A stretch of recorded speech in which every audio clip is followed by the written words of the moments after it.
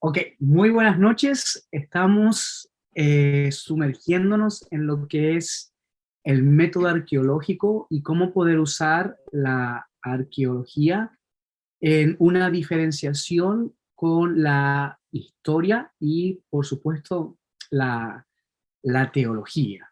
Hoy nos corresponde estudiar la arqueología del apóstol Pablo, que yo creo que es una de las áreas más importantes en lo que es el estudio de las ciencias bíblicas, especialmente en la tradición neotestamentaria. Nosotros pensamos en el apóstol Pablo, debemos hacernos por lo menos dos preguntas.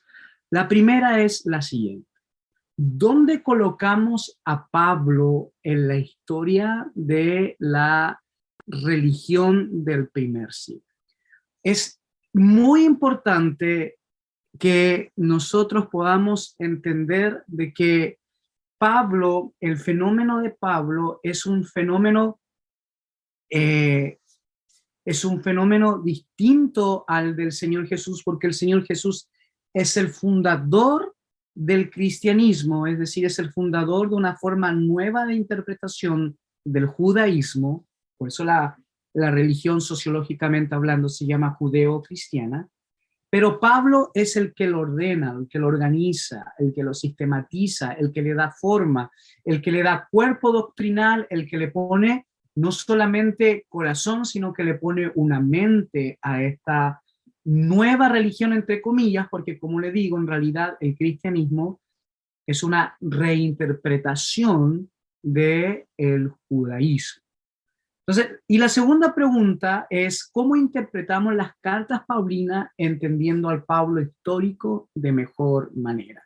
Usted debe de recordar que desde las 27 cartas de la tradición neotestamentaria aceptadas, ¿no?, por el Concilio de Cartago II, por ahí por el año 397 después de Cristo, de las 27 por lo menos 13 tienen autoría o tienen una corriente teológica paulina, porque obviamente uno puede debatir, ¿no? Aquí se unen las ciencias bíblicas y se puede hablar de las cartas paulinas confirmadas, se puede hablar de las deuteropaulinas o se puede hablar de las escuela paulina que ha construido desde el pensamiento de Pablo sus cartas. Obviamente ya sacamos a Hebreo, que creo que la mayoría de los biblistas están de acuerdo de que Hebreo en ningún caso es ni de autoría paulina o de tradición teológica paulina. Entonces, en este sentido, si de 13 de 27 tienen una línea teológica paulina, estamos hablando de más de la mitad del Nuevo Testamento.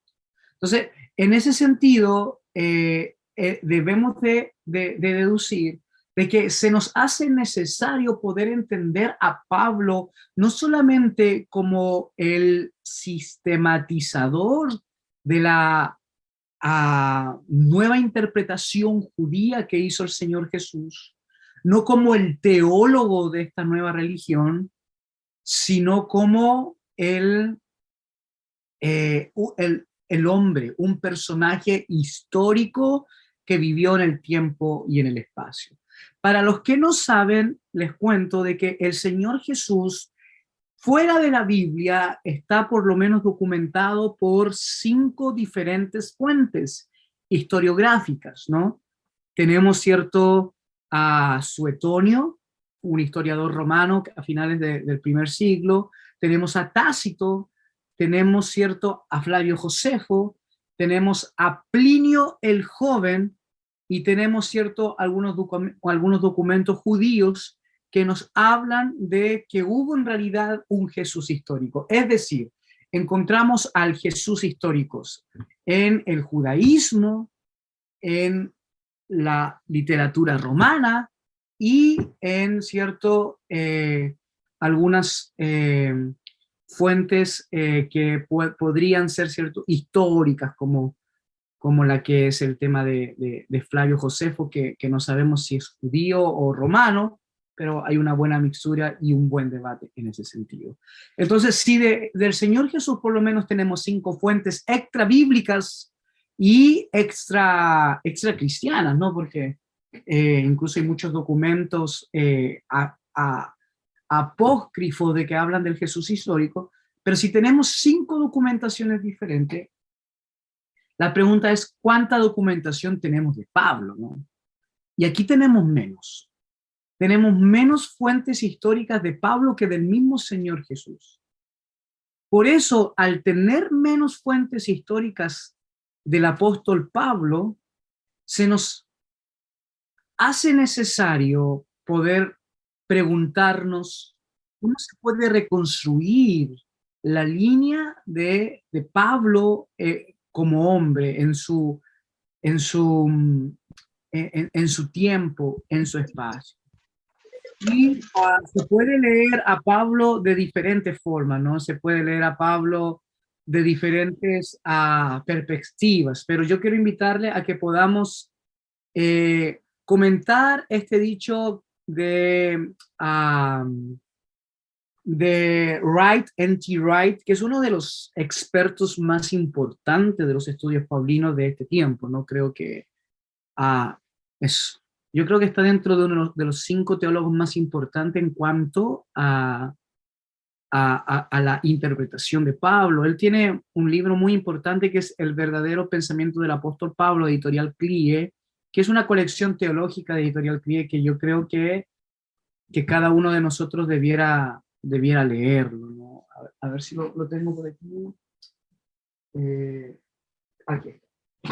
Creo que es de lectura obligatoria y es muy importante poder ver la forma de cómo N.T. Wright lee al apóstol. Y dice él en la página 164 de este libro que tengo en mis manos lo siguiente: Pablo es un personaje del siglo XX como lo fue en el siglo I. En aquel entonces algunas veces lo atacaron con piedra, ahora le atacan con palabras. Algunos todavía consideran a Pablo como un personaje odioso y peligroso. Otros creen que es el mejor maestro que ha tenido el cristianismo, después del gran maestro, Jesús, ¿no? Estas 2 opiniones las encontramos tanto en el pensamiento popular como en la literatura de los expertos. Entonces, Pablo es el mejor intérprete de Jesús. Si decimos de que el cristianismo es una nueva lectura, es una relectura del judaísmo del segundo templo, de la herencia de los Hasidim, de la herencia, ¿no?, de los piadosos en el tiempo de los asmoneos, y Jesús es el mejor intérprete de este judaísmo, también debemos decir con ello de que Pablo es el mejor intérprete de Jesús. Entonces, en este sentido, de la forma en que nosotros miremos a Pablo, vamos a mirar a Jesús y por lo tanto el cristianismo. Y es en este sentido donde nosotros debemos aprender a mirar a Pablo desde diferentes prismas. Y es aquí donde a Pablo se le ha estudiado de diferentes formas. Yo quiero hablar de cinco formas diferentes en las que Pablo ha sido mirado, ha sido leído por la teología, ¿no? Hay un hombre que se llama Schweitzer que nos entregó un aporte muy significativo en cuanto al estudio paulino, y este estudio significativo nos habla de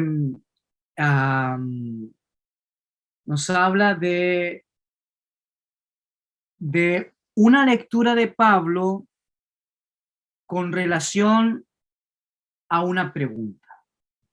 ¿Es Pablo un pensador judío o un pensador griego? Y tenemos que hacernos esta pregunta, pues Pablo nace, ¿no?, en la diáspora. Él es de Tarso, que no está en el territorio israelita, es la actual Siria. Y pero sí sabemos que nace de una comunidad o de una colonia judía en Tarso. Por lo tanto, al entender el judaísmo del segundo templo, el tiempo del Señor Jesús, sabemos que Pablo tuvo que haber vivido su etnicidad y su religión de una forma muy potente, muy poderosa por sus padres. Pero también sabemos, y también el libro de los Hechos nos dice que fue, cierto, enseñado bajo los pies de Gamaliel, que era de los mejores maestros. Eso quiere decir que Pablo tuvo que haber sido una persona adinerada, ¿no? Pues si estudió bajo los mejores maestros, estos eran carísimos, eran, eran muy caros. Pero también sabemos que Tarso era una localidad muy influyente en cuanto al pensamiento y a las letras y a la academia. Entonces, es aquí donde Schweitzer nos hace preguntar, ¿no? ¿Es Pablo judío o cristiano, o griego, perdón? Entonces, en este sentido, Pablo para Schweitzer era judío de cabo a rabo. Y el centro de la teología de Pablo es sin duda el misticismo de Cristo. Por lo tanto, para Schweitzer, a Pablo se le debe de estudiar desde el punto de vista del judaísmo, pero no solamente esto, sino desde el punto de vista de que Pablo ha interpretado a Cristo desde la mística, desde la apocalíptica judía. Recuerden que la apocalíptica judía es un material que hemos tenido a disposición desde los descubrimientos, ¿no? De los rollos del Mar Muerto, eh, donde hemos visto un judaísmo distinto y diferente al que se había entendido, al que se había conocido, y a, para Schweitzer Jesús es un profeta apocalíptico, es decir, alguien que va a profetizar la venida del reino de Dios y va a hablar del fin del mundo, del final de la era, del final de los tiempos. Entonces, en este sentido, Pablo es un hombre que cree, ¿no? Y lo vemos en sus primeras cartas. Él piensa que Jesús viene, viene no mañana, sino que viene ya. Entonces, Schweitzer dice, hay que mirar a Pablo desde el apocaliptismo o desde la apocalíptica judía. Hay otro autor que en este sentido me gustaría que detallaran muy bien. Su nombre es Rudolf Bultmann, que nos habla, aquí donde dice el numerito 2, que nos habla de una forma diferente de Pablo. Bultmann, para los que no lo conocen, y yo sé que la mayoría de ustedes sí lo hace, es uno de los biblistas neotestamentarios más importantes del siglo XX. Si usted va a estudiar la teología del Nuevo Testamento, debe de conocer a Rudolf Bultmann.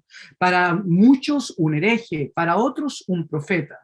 El corazón de Bultmann es la desmitologización, es decir, leer el texto bíblico sin lo sobrenatural, sin los milagros, para poder entender el mensaje que está detrás de toda la mística, de todo el mito que hay en el Nuevo Testamento. Y Bultmann nos muestra a Pablo como un hombre griego que ha interpretado a Jesús de Nazaret desde la perspectiva griega. Entonces, leo la página 21 de El verdadero pensamiento del apóstol Pablo, donde dice, según cierto N.T. Wright, que Bultmann dice que Pablo pertenece al contexto helenístico. Para Bultmann, el centro de la teología paulina era el análisis de la grave situación humana y la decisión, por lo cual uno no puede escapar de esa situación. Entonces, Bultmann enseñó a mirar a Pablo desde lo griego, desde lo helenístico. Incluso Bultmann vuelve a los padres, ¿cierto?, de la iglesia. No sé cuán familiarizados están ustedes con los padres de la iglesia del segundo siglo, pero vuelve a los padres de la iglesia, especialmente con con Justino Mártir, que mira, ¿no?, a Jesús como el logos griego, que mira a Jesús como el Dios del conocimiento, el Dios de la estabilidad y del balance del universo, encarnado, ¿cierto?, en un hombre. Entonces, en este sentido, Bultmann dice, no, Nosotros debemos, para entender a Jesús, debemos entender a Pablo, y para entender a Pablo debemos entender que Pablo era griego, era helenístico, él hablaba griego, estudió en las mejores universidades de Tarso, es decir, debemos de conocer el helenismo del primer siglo para poder entender a Pablo. En tercer lugar, hay otro hombre que se debe estudiar, que es David. Y para David, la idea de que Pablo adquirió sus ideas principales, los motivos y la teología, no del judaísmo, sino del helenismo, permanece en el trabajo de muchos escritores debido en parte a una deficiente interpretación del judaísmo, de lo cual nos ocuparemos en breve. Entonces, para David, Pablo en realidad es un judío, es un rabino, es un maestro, no al estilo de Schweitzer, que habla, cierto, del judaísmo, del judaísmo conocido antes de el redescubrimiento, o mejor dicho, el encuentro de los rollos del Mar Muerto. Para David, Pablo es un exponente del nuevo judaísmo, de ese judaísmo que se ve claramente en los rollos del Mar Muerto y en los nuevos descubrimientos. Número 4, Käsemann. Käsemann, que es que fue profesor de Tubinga, ¿cierto? Que es una de las universidades con teología liberal más importantes de la historia de la teología. Dice que Käsemann intentó mantener los puntos fuertes tanto de Schweitzer como de Bullmann. Para Käsemann hay que tener un balance. Hay que mirar a Pablo con el judaísmo rabínico antes de los descubrimientos de los rollos del Mar Muerto, y en segundo lugar hay que saber que era griego, era heleno, y por lo tanto se debe de mirar a Pablo desde los dos prismas. Se debe mirar a Pablo desde el judaísmo y desde el helenismo. Y para Sander, que es el último teólogo que quiero documentar, dice que él mira a Pablo desde su trasfondo rabínico, pero desde un fondo rabínico no conocido en el texto neotestamentario, sino un fondo rabínico que es conocido desde la apócrifa judía. Entonces, para poder conocer a Pablo, según Sander, debemos de conocer la apócrifa. Y vamos a ver al verdadero Pablo, al verdadero maestro, y la lupa que usó para interpretar a Jesús. Entonces, rebobinando para aquellos que están escribiendo, el análisis o la síntesis es la siguiente. Número 1, Schweitzer ve que Pablo debe de estudiarse como un maestro, como un rabino judío, pero un judaísmo antiguo, un judaísmo antes de los descubrimientos del Mar Muerto. Número 2, para Bullmann, el gran teólogo y biblista neotestamentario del siglo XX, si no es el más importante, está dentro de los tres. Para Bullmann hay que ver a Pablo desde lo helenístico, desde lo griego. Pablo es un hombre griego, por lo tanto, para poder entender a Pablo y entender al Jesús que interpreta, debemos de conocer la filosofía griega, los estoicos, los epicureos y todo el movimiento de sabiduría griega del primer siglo. Número 3, para David, Pablo es un judío, pero que se debe de leer bajo la perspectiva de los rollos del Mar Muerto y del judaísmo del Segundo Templo. Ese judaísmo que ya no es el judaísmo antiguo de Schweitzer, sino es el judaísmo renovado a la luz de los rollos del Mar Muerto y de los descubrimientos arqueológicos. Y para Käsemann es un balance. Se debe de leer a Pablo desde lo judío, pero también desde lo griego. Y por último, para Sander, Pablo es un judío, un rabino, pero desde el nuevo judaísmo, de ese judaísmo que se quedó anclado y olvidado en los libros apócrifos, de la tradición judía del Antiguo Testamento. Bien, aquí es donde voy a hacer una pausa y me gustaría que si alguien tiene algún comentario o alguna pregunta.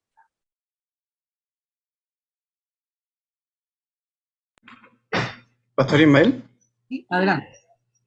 con respecto a lo que estaba hablando de Pablo, de su, pudiésemos llamar de sus raíces, por eso es tan diferente el texto de Pablo a los demás, en cierta manera, que hay muchos que lo asemejan como si él tuviera el concepto de hablar mucho de Platón, por su parte griega, que en cierta manera él trata de, de enseñar, o como decíamos en las clases de exégesis, que es necesario un buen lenguaje para que los demás lo puedan entender. Entonces, si él trataba de hablar hacia los griegos, trataba de poner su perspectiva en la enseñanza cristiana. Exacto, exacto. Es, nosotros tenemos que entender de que la forma en que nosotros miremos a Pablo, vamos a mirar a Jesús. Pablo es el gran intérprete de Jesús. Entonces, ah, yo les mostré 5 caminos, ¿no? 5 caminos para mirar a Pablo, y estos 5 caminos, de alguna u otra forma, son los que nosotros ocupamos. Alguno de ustedes puede decir, no, yo ocupo la Biblia para... No, no, no, no. Si todos ocupamos la Biblia, todos lo hacemos, pero debemos de pensar de que cuando nosotros miramos a Pablo desde una línea, de alguna u otra forma, estamos afectando nuestra forma de leer al mismo Señor Jesús y y su mensaje en el Nuevo Testamento. Entonces, en ese sentido, la teología nos ha mostrado 5 caminos. Quiero hacerle una pregunta. ¿Quién ha estudiado teología de los que están aquí o están estudiando teología? ¿Me pueden regalar un emoticón? Quiero saber cuántos teólogos, gente que ha estudiado teología, ya sea un diplomado, un certificado, un bachiller, uno. ¿Hay alguien más? ¿Que ha ido a un instituto bíblico, un instituto teológico? Dos, tres, cuatro. Hay bastantes. Cinco, ok. Ya, hay muchos que han estudiado entonces teología. Entonces, en cuanto a la teología, hay otro. En cuanto al término teológico, esta es la forma en cómo los grandes teólogos desde la teología se puede leer, ¿no? Bien, un comentario más o una pregunta más para poder seguir. Pastor, Sí, sí, una consulta, pero para que nos aconseje, ajá. ¿ya? Una consulta para que nos aconseje.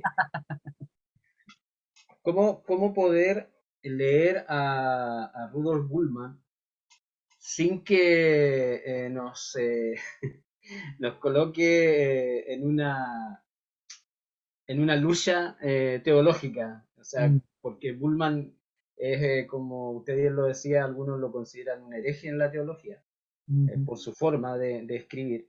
Pero ¿cómo poder leerlo sin perder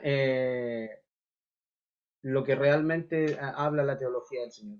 Porque yo conozco a Bullman, o sea, yo ya lo leía, pero ¿cómo poder seguir leyéndolo sin que nos afecte?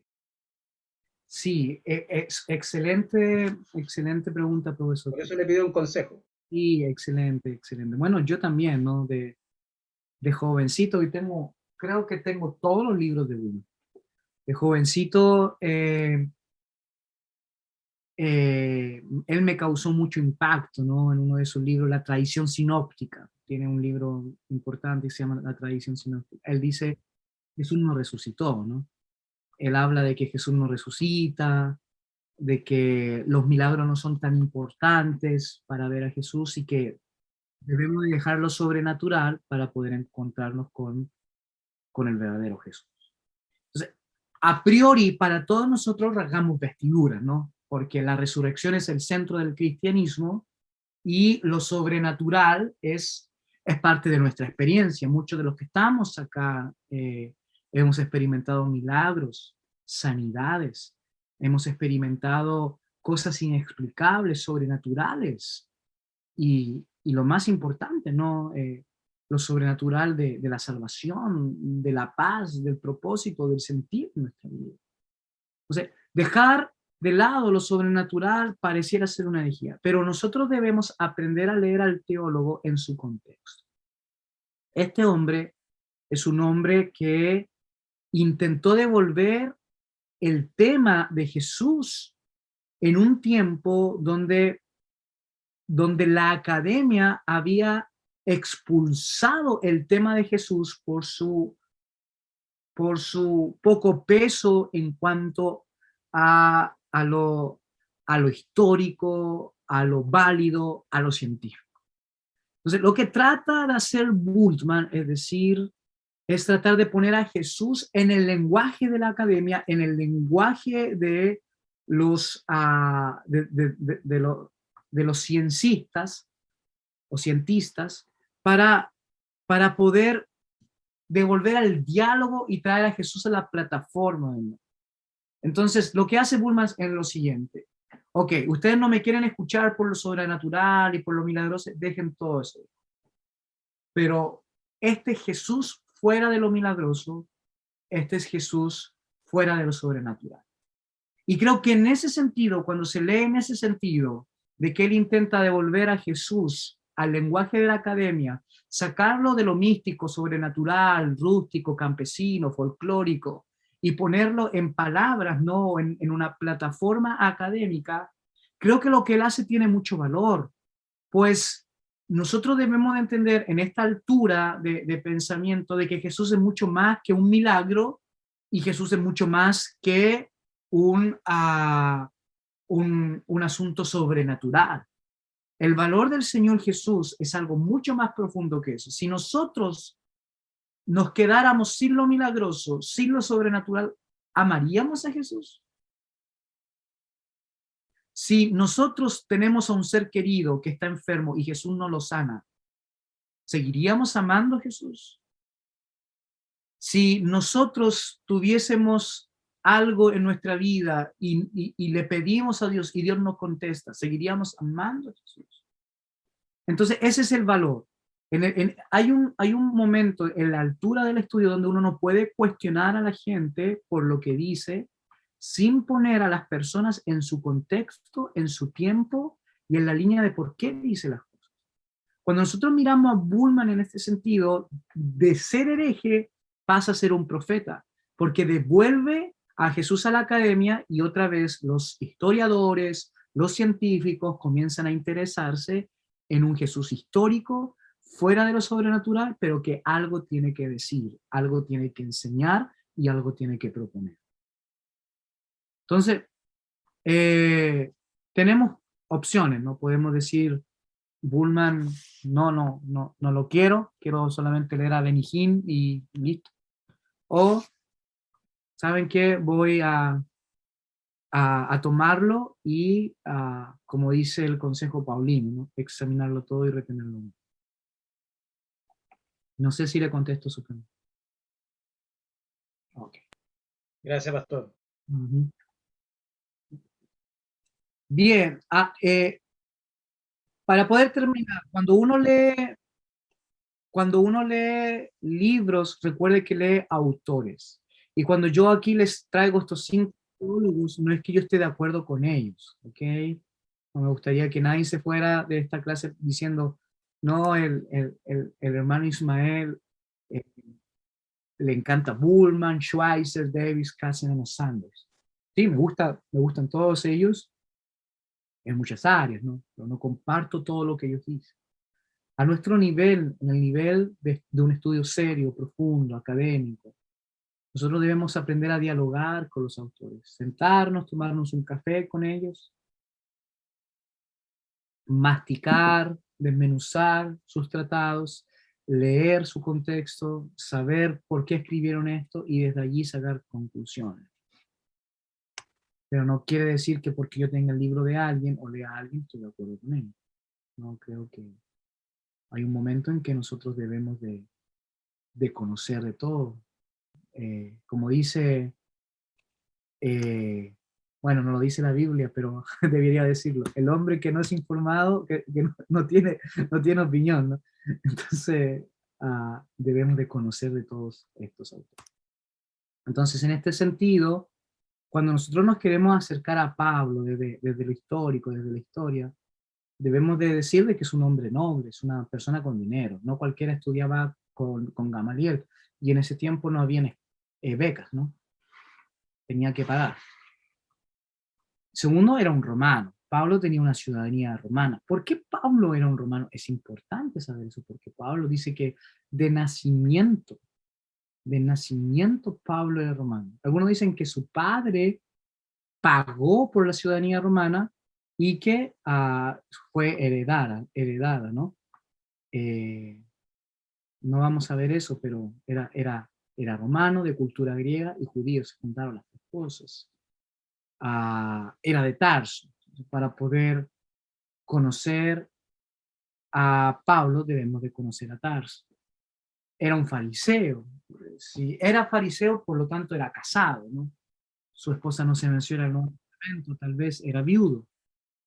Dice que es uno de los exponentes de Gilel. Gilel era uno de los rabinos más importantes en el 50 antes de Cristo, que expuso al judaísmo en una de sus épocas más gloriosas.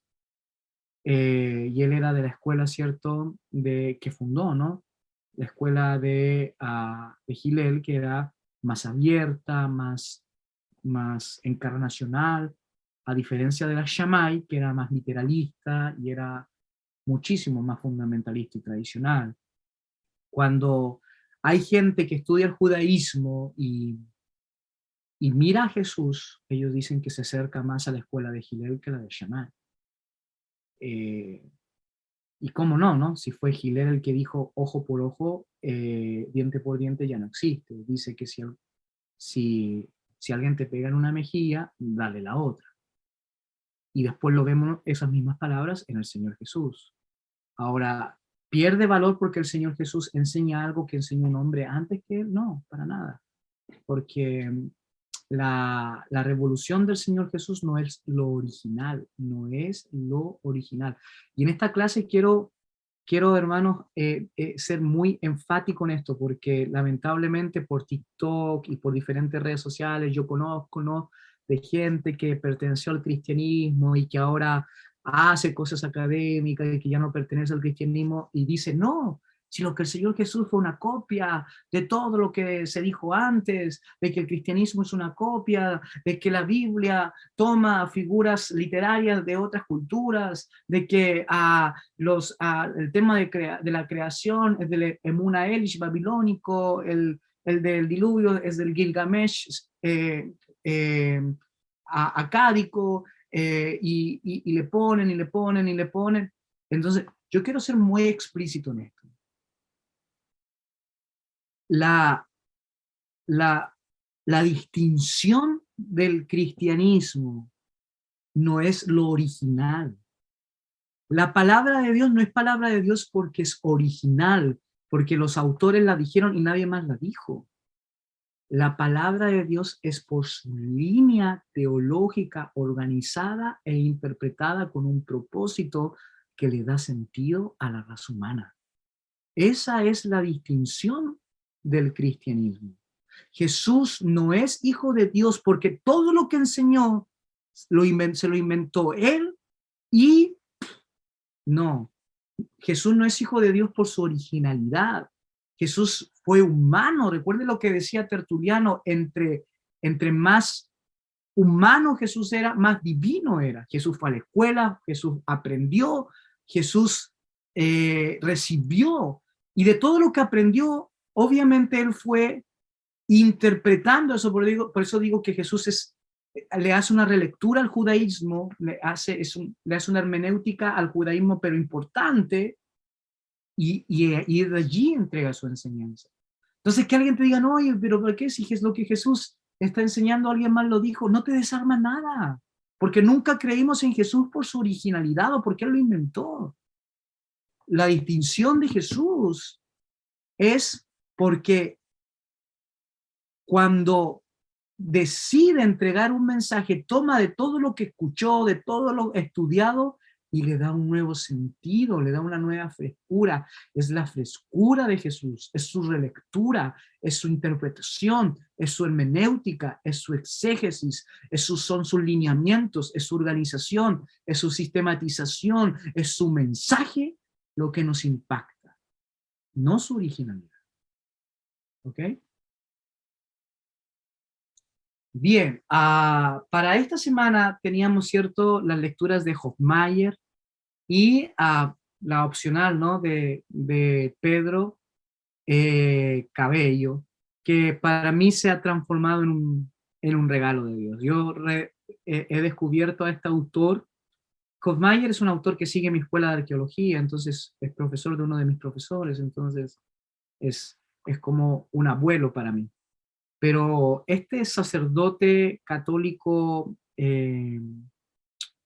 español, Pedro Cabello, ha sido un regalo. Estoy leyendo uno de sus libros. En realidad ya no leo tanto libro como escucho. Yo manejo todos los días 2 horas. Eso es para ir a mi trabajo y después para devolverme, para salir. Todos los días manejo 2 horas. Entonces, yo por lo menos decidí no escuchar música, ¿no? Yo sé que uno dice, ¿cómo no escuchar música? No, yo lo decidí. ¿Y qué hago? Leo 2 horas diarias. En una semana leo, son 10 horas de lectura. En una semana, solamente manejando, me leo un libro. Ese soy yo, porque quiero utilizar bien mi tiempo, ¿no? Pero en este sentido, él ha sido un compañero para mí, ha sido alguien importante, y él habla sobre los textos bíblicos a la luz de los hallazgos arqueológicos, y de la página 507 a la 508 dice algo muy importante de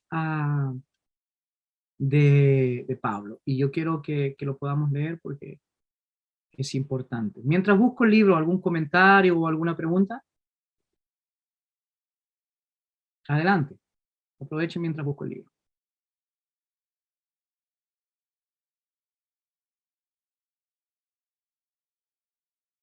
¿No?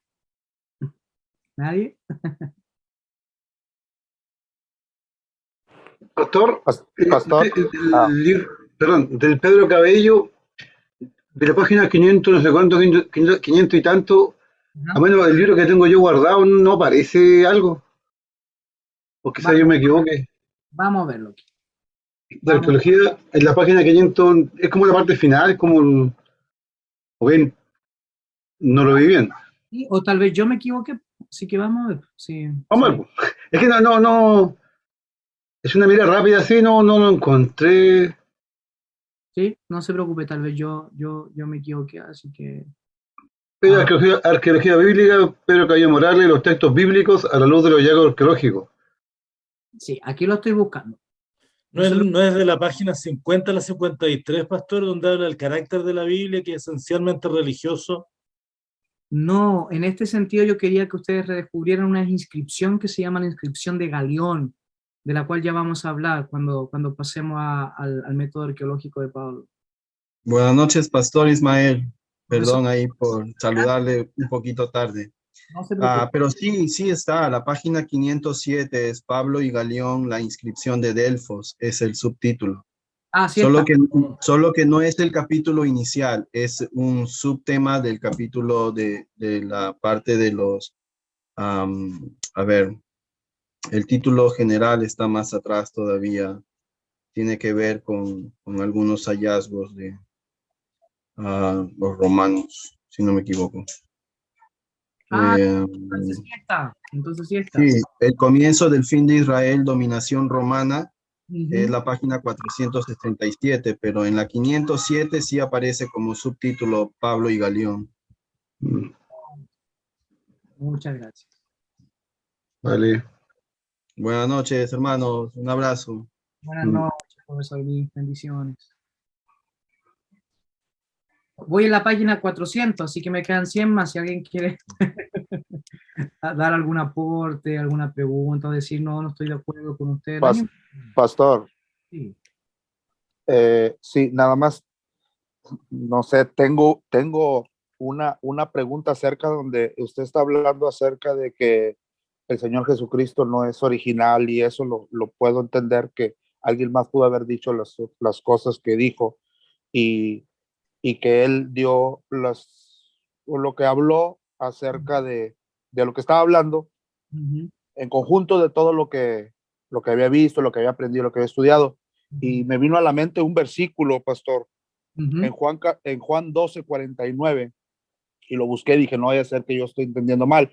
Dice, según la nueva traducción viviente, dice, yo no hablo con autoridad propia. El Padre quien me envió me ha ordenado qué decir y cómo decirlo. No entiendo si lo que él habló no lo habló por él ni por su propia experiencia, sino que todo lo que él habló, su padre se lo dio para que lo dijera.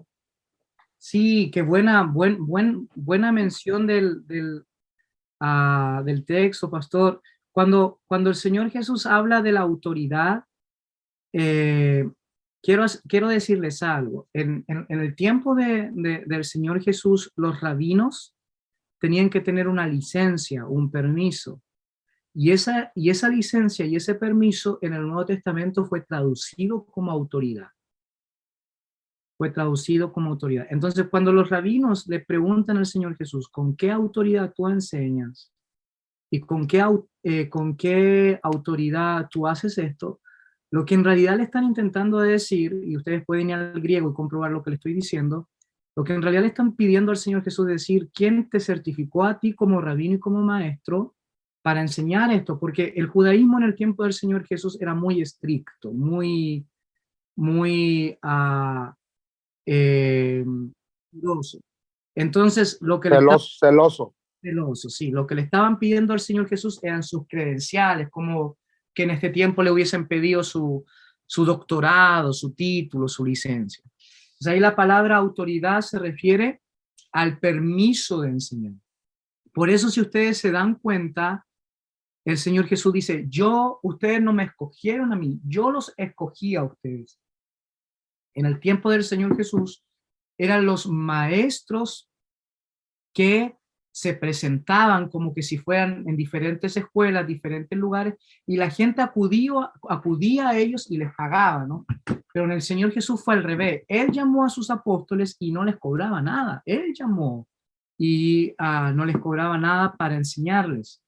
Entonces, y ahí es donde cuando él dice la autoridad de lo que yo digo, es decir, la licencia, el certificado, el comprobante, el permiso para yo enseñar en Israel, no me lo ha dado hombre, me lo dio mi Padre que está en el cielo. Entonces, en ese sentido, él se refiere a sus credenciales y a su permiso para enseñar, pero no se está refiriendo a las palabras, ¿no? que sale de su boca, en el sentido de que esto me lo dio a mí mi Padre y a nadie más se lo dio, sino que solamente a mí, sino que se está refiriendo a esta licencia, y el Señor Jesús enseña muchísimo. Ahora, cuando yo digo de que el Señor Jesús no creemos en Él por su originalidad, yo no estoy diciendo que no fue original. El Señor Jesús sí fue original.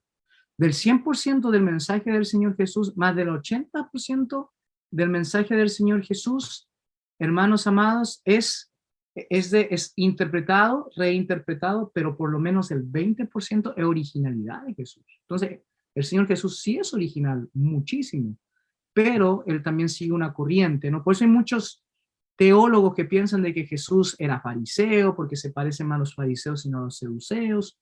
Otros piensan de que cuando vivió en Egipto fue enseñado por uno de los grandes discípulos de Gilel que vivía ahí en Egipto. Otros, cierto, piensan de que Jesús era un profeta apocalíptico de la apocalíptica judía, no del libro de Apocalipsis, sino del el método literario apocalíptico. Entonces, el Señor Jesús enseña de lo que a él le enseñaron, pero también tiene mucha originalidad. Entonces, en este sentido, yo sí digo que Jesús es original. Lo que digo es que no creemos en él por su originalidad, sino por su reinterpretación de las cosas, de cómo lo enseñó. Bien, aquí lo encontré. Sí, aquí lo encontré y aquí se los voy a pasar a ver. ¿Lo pueden ver o no? Todavía no. A ver, y aquí. Ahí está. Entonces, ahí está el texto que yo les decía sobre la figura de Pablo. Leo la página 507. Es crucial para entender la expansión del cristianismo en el primer siglo, ¿no? Y aquí vamos a hablar de la excavación de... Así que yo quiero pedirles de que los que tienen el libro lo abran porque lo vamos a ocupar ahora que nos vayamos a los grupos pequeños. Pero antes de irse a los grupos pequeños, quiero que podamos terminar el PowerPoint, porque cuando nosotros hablamos de la arqueología de Pablo, ya dejamos, ¿cierto?, el método histórico que tiene muy pocas fuentes, extrabíblicas me refiero, y dejamos el método teológico, del cual estuvimos hablando en la primera parte de la clase, y ahora nos vamos a la arqueología. Y cuando hablamos del método arqueológico, estamos hablando de los hallazgos, de las cosas que se han encontrado para poder entender a Pablo, y por ende, si entendemos a Pablo, entendemos al Señor Jesús. Entonces, cuando nosotros miramos a Pablo y queremos ver su fenómeno como hombre histórico, número uno, debemos hablar y entender los caminos romanos. Esto está en inglés, lo hice en inglés, no alcancé, ¿no? Pero aquí yo se los voy a explicar. Cuando nosotros pensamos en los caminos del Imperio Romano, estamos hablando de que en ningún momento de la historia el mundo estuvo tan conectado como en el tiempo de Jesús. Por eso que en Gálatas el apóstol Pablo en el capítulo 4, verso 4, dice que cuando llegó, ¿cierto? ¿Quién puede leer ese versículo, por favor? Gálatas 4, verso 4.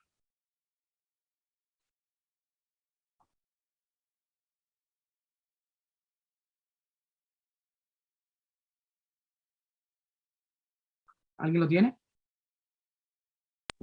Sí, pastor, lo leo en la versión Reina Valera, 60.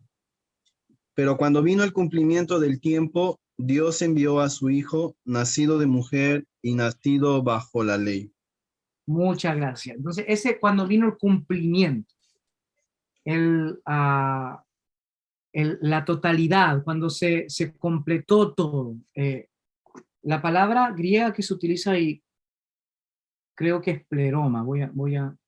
No, lo estudié hace años, no me recuerdo, pero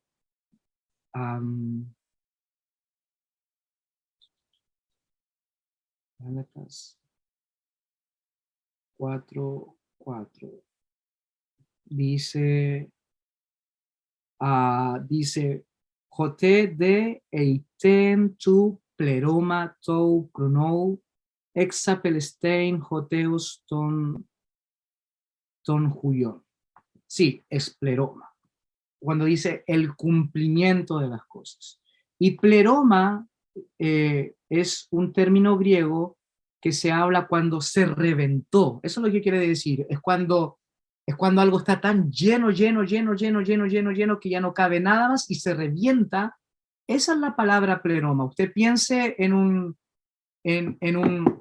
saco que llena, que le mete y que se va a romper. Se llega a romper porque está tan lleno. Esa es la palabra en griego. Entonces, la idea de Pablo es que cuando ya no se podía más, es que vino el Señor Jesús y se encarnó.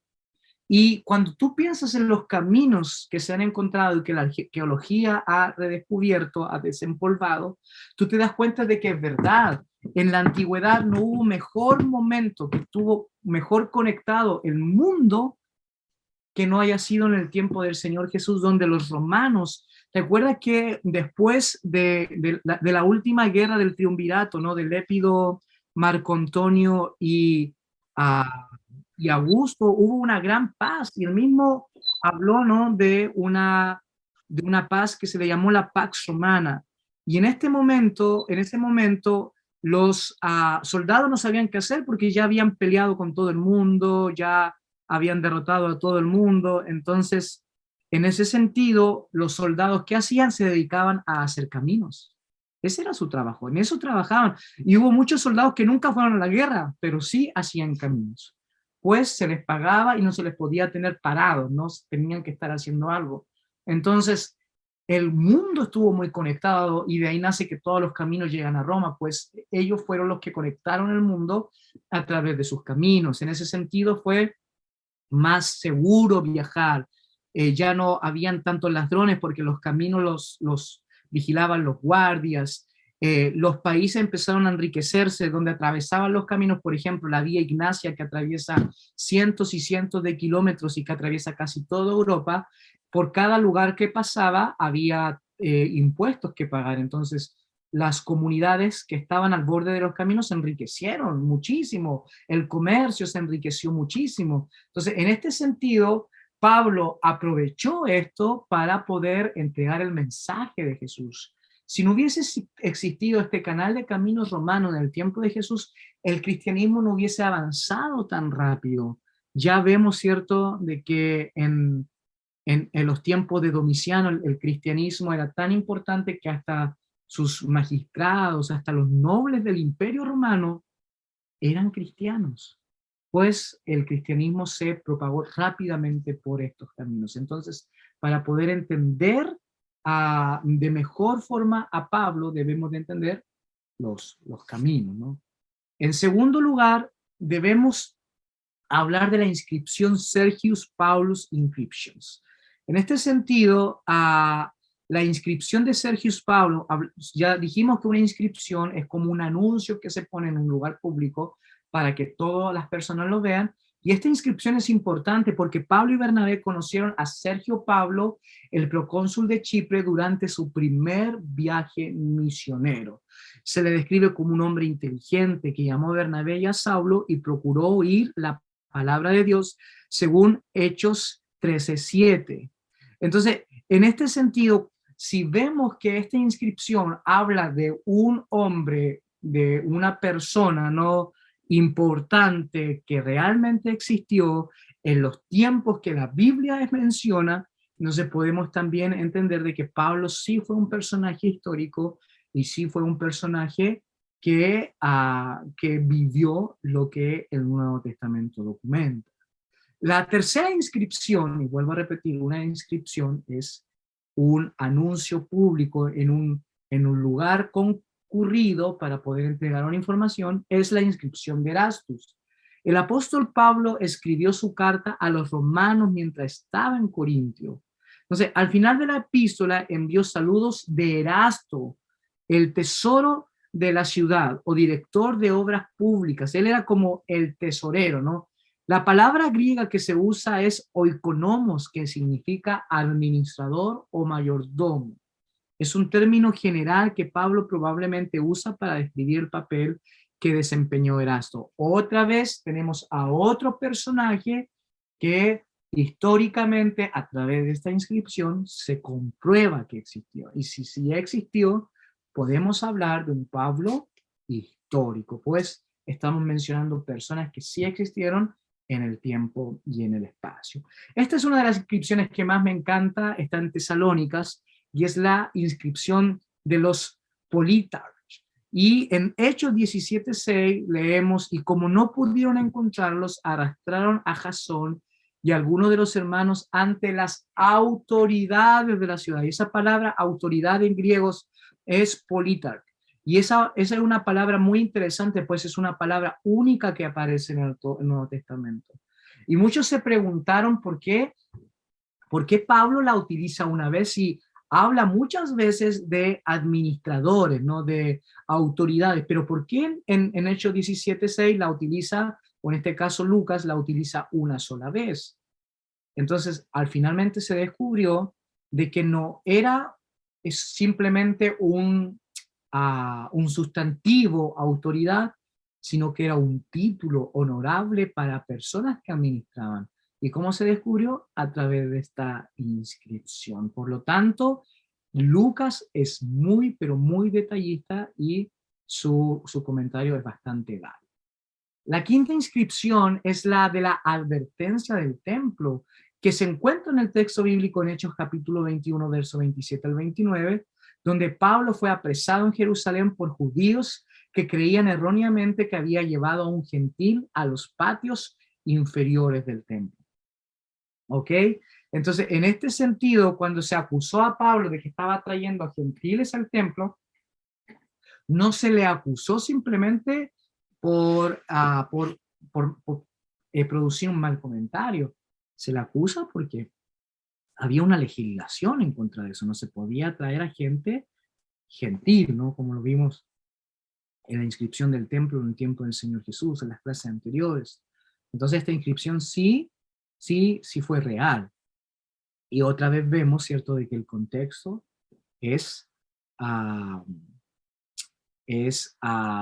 está validado bajo el contexto arqueológico. El contexto teológico, bíblico, está validado bajo el contexto arqueológico. Y lo digo esto no para decir, entonces la arqueología comprueba de que la Biblia es verdad, porque no me gusta ver la arqueología de esa manera, no me gusta usar la arqueología como instrumento de la teología.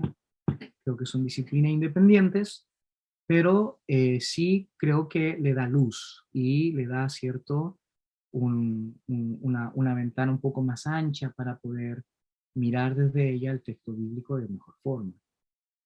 En sexto lugar está el mercado de Atenas, donde según Hechos capítulo 17, verso del 16 al 34, Pablo predicó. Entonces, ese mercado que por mucho tiempo se pensó de que en el tiempo de Pablo no existía, sí existió. Y la documentación arqueológica lo señala. En séptimo lugar, lo que hablamos la semana pasada sobre el tema de Cesarea, esta gran ciudad, esta preciosa ciudad que Herodes el Grande construyó para poder recibir a Augusto. Efectivamente, él fue, se comprueba de que él fue y quedó encantado. Y esta ciudad fue una de las grandes maravillas del mundo antiguo. Y dice que Pablo pasó 2 años encarcelados en esta ciudad bajo los gobernadores romanos Félix y Festo, ¿no? Entonces, en este sentido, sí se ha encontrado de que hubo una cárcel en los tiempos que se señalan y que hay cierta documentación de que estos personajes sí fueron personajes históricos reales, Félix y Festo. En número 8 está cierto el templo o el lugar dedicado a Artemisa, la diosa griega, y el gran teatro, ¿no? Esto está en Hechos capítulo 19, verso 20, donde Pablo hizo de Éfeso el centro de su ministerio durante más de 2 años. Durante este tiempo el evangelio continúa creciendo y prevaleciendo poderosamente, va a decir, ¿no?, en Hechos 19, 20, de modo que todos los habitantes de Asia oyeron la palabra del Señor. Entonces, esto amenazaba el sustento de aquellos que ganaban la vida en la adoración de la diosa Artemisa. Entonces, en este sentido, sí hubo una especie de culto a la diosa que el cristianismo paulino amenazó, ¿no?